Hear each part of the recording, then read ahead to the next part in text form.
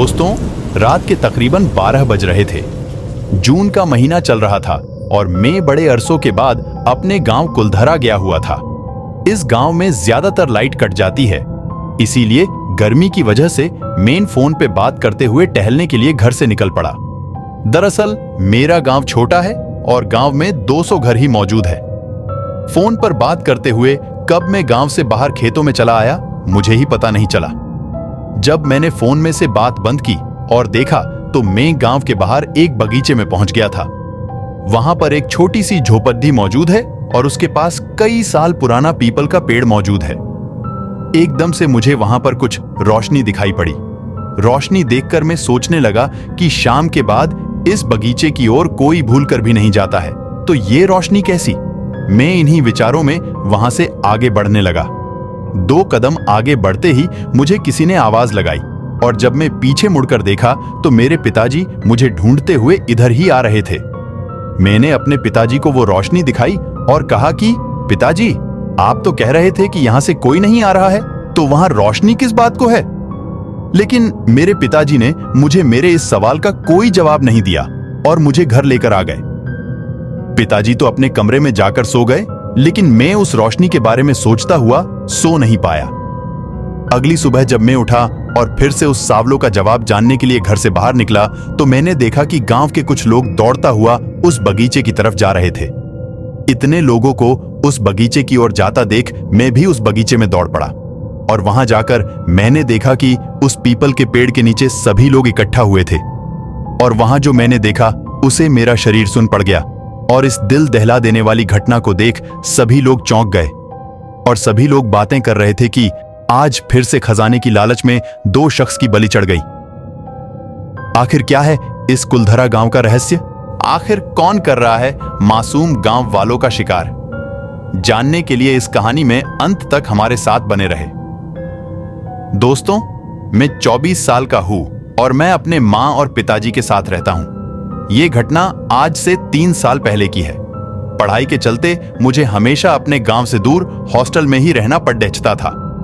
हर साल में गर्मी की छुट्टियों में अपना गांव कुलधरा आया करता था, लेकिन इससे पहले ऐसा कुछ नहीं देखा।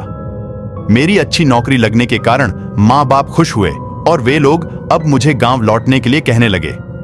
उनकी बातों को मैं भी टाल नहीं सका और गांव वापस आ गया। एक दिन गांव के कुछ दोस्तों के साथ में खेतों के किनारे चल रहा था। हवाएं तेज चल रही थीं और काफी ठंडी लग रही थी। तभी अचानक ही मेरी नजर खेतों के किनारे एक बागीचे पर पड़ी। वहां पर एक झोपड़ी भी मौजूद थी और हल्की सी रोशनी भी आ रही थी। इतना देखते ही मैं उसकी तरफ दौड़ने लगा और आगे बढ़ा और पीपल के पेड़ से पास जाकर खड़ा रहा। मैं वहां पहुंच ही गया था कि मेरे दोस्तों ने मुझे आवाज दी थी कि अरे रुको, कहां जा रहे हो? चलो घर चलते हैं। तभी मैंने उसे कहा कि चलो ना, इस बगीचे में घूम के आते हैं। कि तभी मेरे दोस्त ने मुझसे कहा कि रात होने पर गांव का कोई इंसान वहां पर नहीं जाता है। दोस्तों की जिद की वजह से मैं वहां नहीं रुक पाया और घर चला गया। एक दिन की बात है, हमारे पूरे गांव में लाइट कट गई थी। गर्मी इतनी ज्यादा थी कि मुझसे सहन नहीं हो रही थी और मैं खेतों के रास्ते चलते हुए पहुंच गया।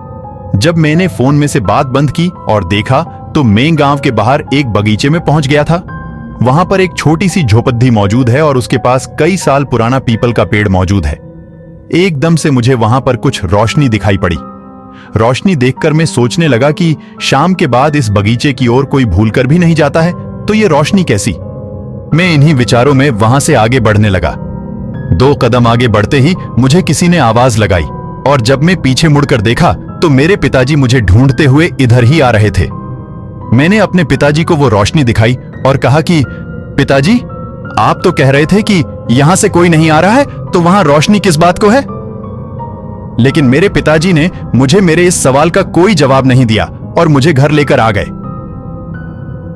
पिताजी तो अपने कमरे में जाकर सो गए, लेकिन मैं उस रोशनी के बारे में सोचता हुआ सो नहीं पाया।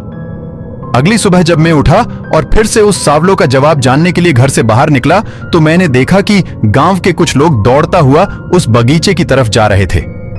इतने लोगों को उस बगीचे की ओर जाता देख मैं भी उस बगीचे में दौड़ पड़ा और वहां जाकर मैंने देखा कि उस पीपल के पेड़ के नीचे सभी लोग इकट्ठा हुए थे और वहां जो मैंने देखा उसे मेरा शरीर सुन पड़ गया और इस दिल दहला देने वाली घटना को देख सभी लोग चौंक गए और सभी लोग बातें कर रहे थे कि आज फिर से खजाने की लालच में 2 शख्स की बलि चढ़ गई।